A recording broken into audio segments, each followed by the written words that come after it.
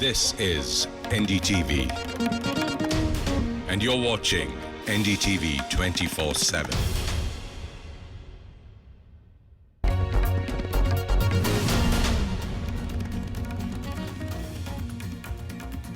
Good evening, you're watching NDTV with me, Rishika Barwa. This is the show where we take your questions on the coronavirus. You can call us and we'll have a panel of expert doctors to answer all of those questions. Our number is flashing there on our screens, so do dial us with your questions related to the coronavirus. So what are we focusing on this evening? Well, the government has made it mandatory for the Arogya Setu app to be downloaded by anybody and everybody who's moving about, especially if you're resuming work. If you're traveling out of your house, it is imperative for you to have that app. How does an Arogya Setu app help?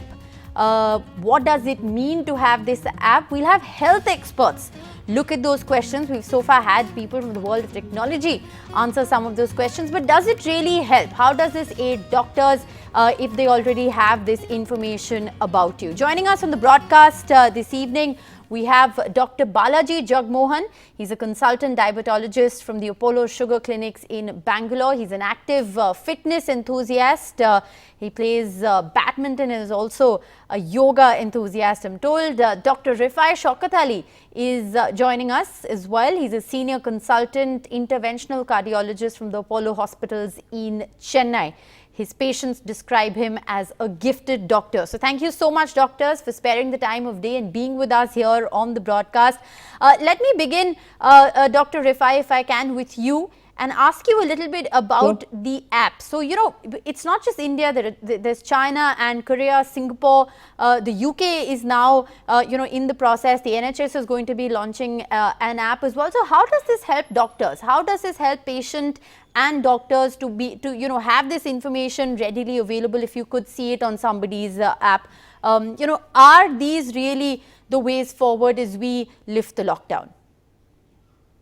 Absolutely. I think the important question is about the applications, the utilization of the application. So what essentially it means is, particularly in countries, as you mentioned, like particularly South Korea and Taiwan, they also have these apps which has been uploaded by a million people. What it does is it's actually contact tracing the people. So essentially it will tell you where exactly you are in. Are you in the red zone or yellow zone or green zone, or have you traveled into these zones? So these kind of applications will be given to you as you move around from one place to other. What is your risk of having this contact tracing those patients who had positive testing? So it will help in many ways into identifying people who had tracked through those zones and to identify how to treat this, how to pick up these people, and particularly with contact tracing as well. So importantly, these apps does help a lot, and that's been used in as you mentioned, these two countries has absolutely been helpful in those countries too. Right. Dr. Balaji, anything you'd like to add? Digital technology, to essentially be able to map coronavirus cases, to, segregate zones, who's vulnerable, who's not, where should you go, where shouldn't you go. That's one aspect, of the story, which is for the government to be able to track these cases, map the cases, aid in contact tracing. But as a doctor, what's your opinion on a COVID app, perhaps, as a savior in these times? Yeah, I think definitely what the cardiologist has already mentioned. I think that these apps will be very useful. One is it will give you the location of your patient around you, and also it tells about your health status if you are at the risk of getting a COVID-19 infection. So definitely I think these apps are the future, as we look into it, and probably it will help us in better contact tracing, and probably we can have better prognosis.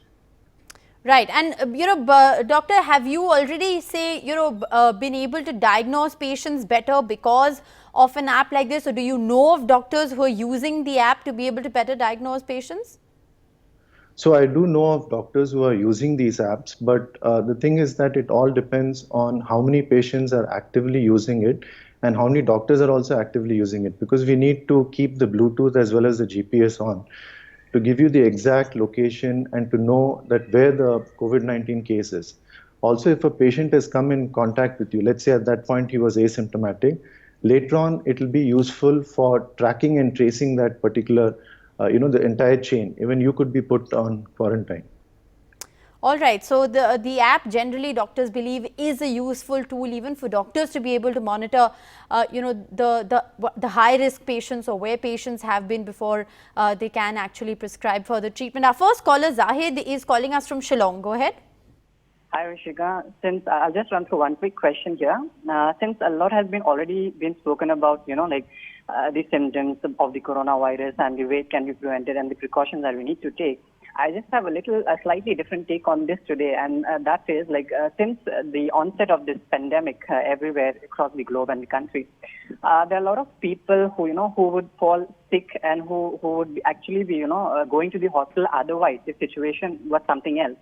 So now that they are not being able to visit the hospital, or maybe they are having an apprehension to visit the hospital since they are afraid they might contract this disease, would you say that a lot of people, aside from these death tolls that we have from the coronavirus, could it be that other chronic diseases, could cause people to advance to progressive stages of disease, which could have been cured otherwise? Okay, so Dr. Refai, if I can take that question to you, it's not like other diseases have stopped in times of a pandemic, but do you believe that perhaps a lot of other patients with chronic diseases are being neglected because of the coronavirus and the situation in the country at the moment? I think that's a very pertinent question at this point in time, particularly in your lockdowns and everything. See, what we know from data showing that the first 2 to 3 weeks of the pandemic is a very important time, and we suggest patients not to venture out. So even patients who have heart diseases, have anything unless they have any other symptoms or new onset, we advise them to stay at home and not to visit hospitals. But now things are extending, and now we also come to realize, as the gentleman very clearly mentioned, that patients who have chronic diseases are undergoing some issues. Now it's nearly 2 months down the line. Patients who have heart failure, for example, they are patients who have weak pumping of the heart. They need their adjustments of medications to be done. And patients who have heart problems like other valve problems and blood vessel problems has to go and reach the hospital. Right. So this is one of the important aspects we are looking at it now. Particularly, we are having more data coming from Europe. So, for example, there is a data coming from Europe saying that patients, the death rate in this particular time is much more higher than compared to last year. But not all these excess death rates is due to corona. So essentially, there are 30% of these excess death rates are due to other diseases which has not been picked up, or which the patient didn't even venture out to see the doctor. And that's an important aspect we also need to tell the patients now, that if you have a medical problem and if you think that you need an attention, and it's better you go and reach down to the hospital, because now most of these hospitals are having emergency facilities, and we don't want to lose patients sitting at home thinking about... And most hospitals also have facilities which are segregated for COVID and non-COVID patients. So if you are somebody who is suffering, from a comorbid condition, or you are undergoing treatment for a crucial disease, then please be in touch with your doctors and please avail, hospital services if you should in fact require them. Syed Nasir, our next caller, is dialing in from Delhi. Go ahead. Good afternoon. And Doctor, good afternoon. My name is Nasir from Delhi. Hello, ma'am.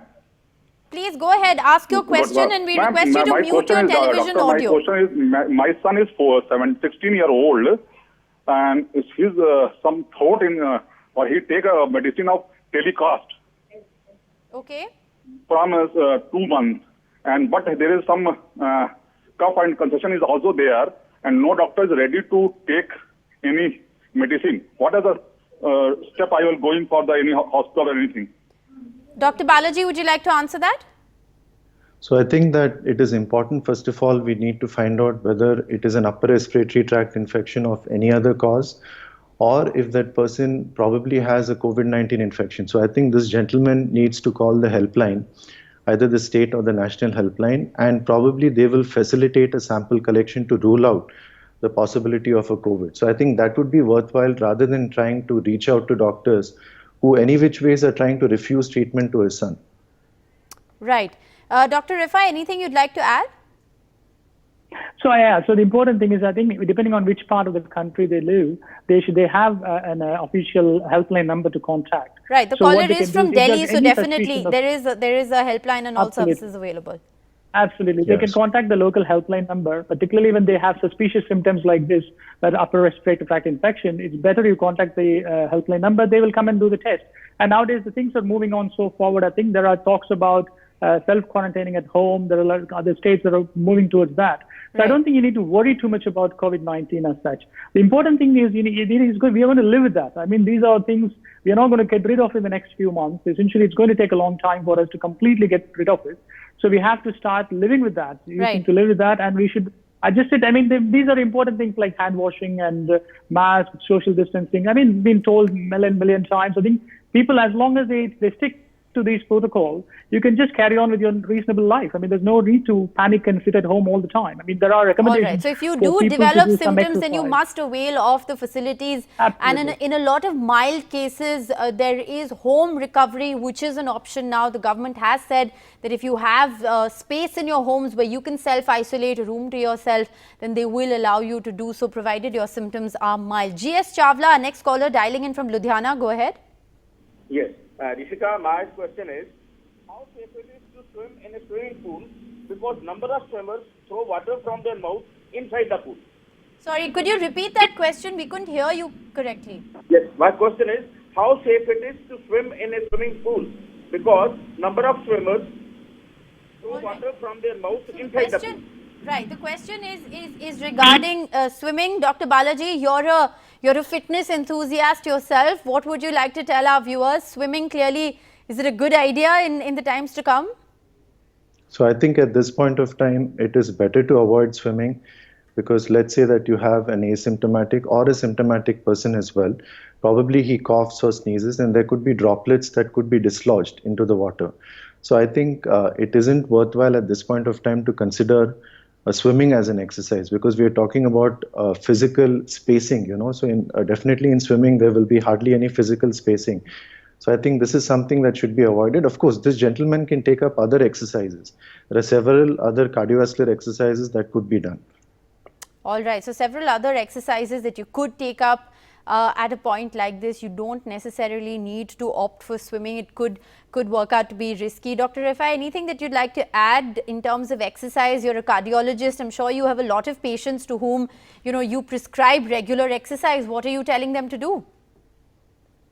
Yeah, so the important thing is, I think now we are easing the lockdown. I mean, see, essentially what we are looking at is people who are less than 60 years of age and people who are above 60 years of age. Because what we know from the data, that if you're above the 60 years of age, don't venture out at all. Try and stay at home, do your own workouts, maybe go upstairs in the terrace, you walk around and do things. But if you're below this age of 60 years, I think it's time you can walk out, as long as you just take your mask on and walk around. There's definitely not activities like gym or swimming pool with a lot of kinds. So no common spaces, basically. Any space which is accessible to other people as well is not something that doctors are prescribing, but that doesn't mean you give up your exercise. So do exercise at home. Yes, doctor, you'd like to add something. Yeah, so other thing I wanted to say is yoga is a very useful exercise. Now you see, at this point of time, there are a lot of mental health issues which are on the rise.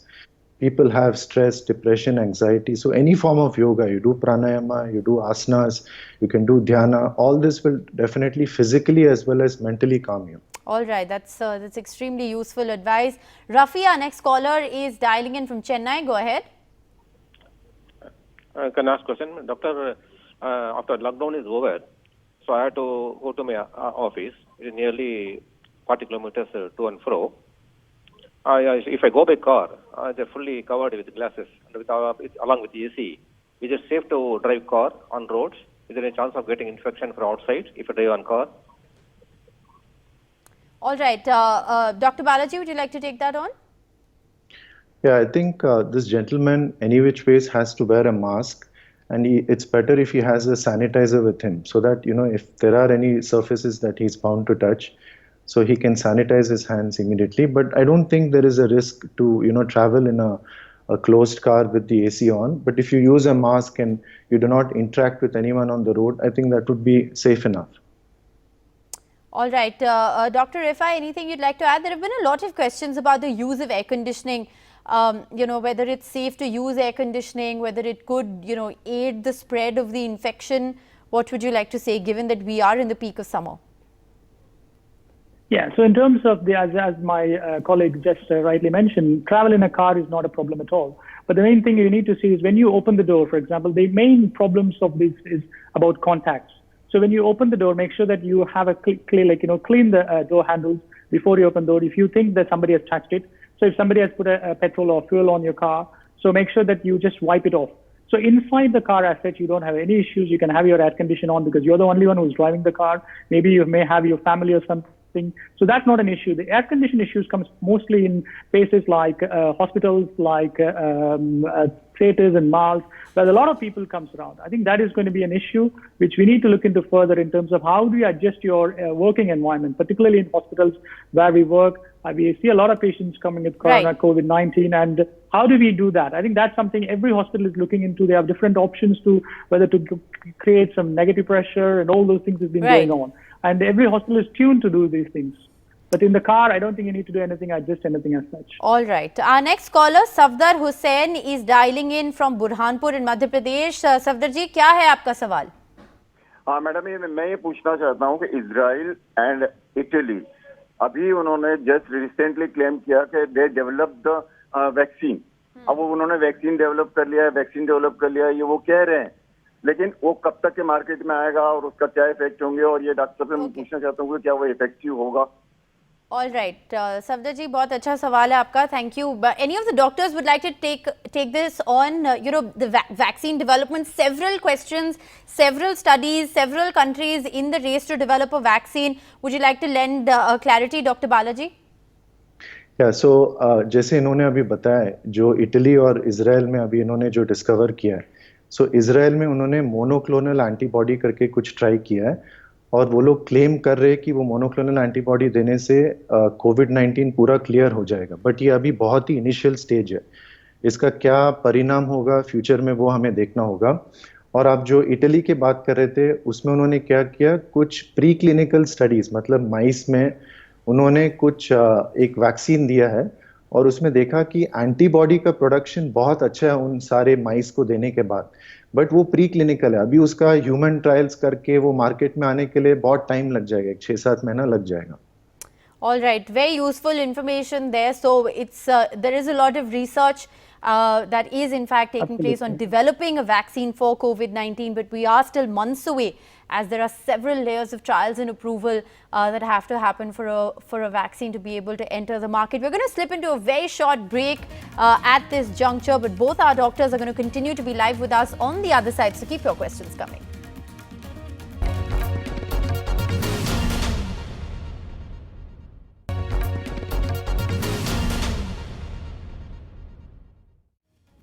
Welcome back. Dr. Balaji and Dr. Refai continue to be live with us. We left off at the all-important discussion of vaccine. Dr. Refai, we didn't give you a chance. Is there anything you'd like to say? Absolutely. The important thing about vaccine, as you know, that with any virus, it takes a long time to develop, as Dr. Balaji has clearly mentioned. So when you talk about vaccine, we talk about three phases of clinical trials. The first is the phase 1 and phase 2 and phase 3. The phase 1 is when we look at around the safety of the vaccine. So essentially the first step is to use the vaccine in animal models and then in human models to make sure that they are safe. And then we go for the phase 2 and phase 3, which is the effectiveness of the vaccine to be tested. But there are talks going on already about whether we can combine the phase 2 and phase 3 for particularly situations like this. Nevertheless, you have to make sure that you finish your phase 1 and then only you can go to phase 2, phase 3. And that's what we are talking about. We used to talk about 12 to 18 months. Now we are talking about months to be able to get the vaccines if it's all working. But remember, there are 20 different companies and 20 different, there are different people doing these vaccines, and the long to go. We need to wait and watch. Yes. So irrespective of the pace at which people are trying to develop the vaccine, it's still a long road ahead. Our next caller, Mukhtar, is dialing in from Lucknow. Go ahead. Hello? Yes, sir. Go ahead. Ask your question. I just wanted to know, good evening, Rishika. I just wanted to know diabetes of... Hello? Yes, sir. Go ahead. Ask your question. Dr. Balaji, I just wanted to know whether diabetes patients can be asymptomatic. All right, Dr. Balaji? Yeah, it depends. For example, if you have recently contracted the infection, and if the viral load is significantly on the lower side, then definitely you could be asymptomatic for a period of time. This could be the incubation period, and then probably after a while you could develop symptoms, but that is very unlikely because diabetic patients any which ways have lower immunity.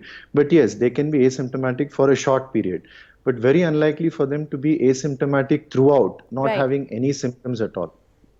All right, our next caller, PK Mishra, is dialing in from Bhubaneswar. Go ahead. Good evening, Rishika. Can you hear me? Good evening. Please ask your question. Yeah, the question is regarding to related to immunity actually. So it is said that people who are immunocompromised are having symptoms, and most of the people are actually overcoming the disease because of the immunity power. So my question is there any test that can ascertain our immunity power? Right. Dr. Refai, would you like to take that on?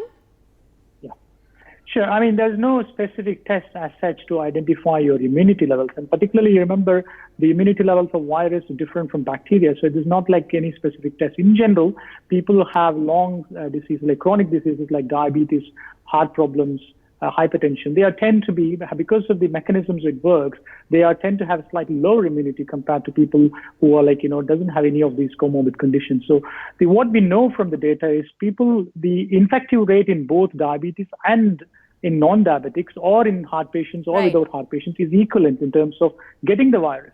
If the interpretation or the effect of the virus on you depends on what your immunity is. So it doesn't mean that if you're not diabetic, you don't get the virus, or if you're a diabetic, you will get the virus. You will all get the virus. But the thing is, how they react to the body, how the virus reacts in patients of diabetes and heart patients compared to those who doesn't have a heart patient, doesn't have a heart problem or diabetes different. All right, doctors, appreciate you joining us on the broadcast. You've been very kind to take on all those questions so very patiently. Thank you once again for sparing the time of day. That's all we have time for on the broadcast. India has crossed 50,000 cases of the coronavirus as we end this broadcast. But coming up next, Sonia Singh on the 8 p.m. news will bring you all the details. Stay tuned.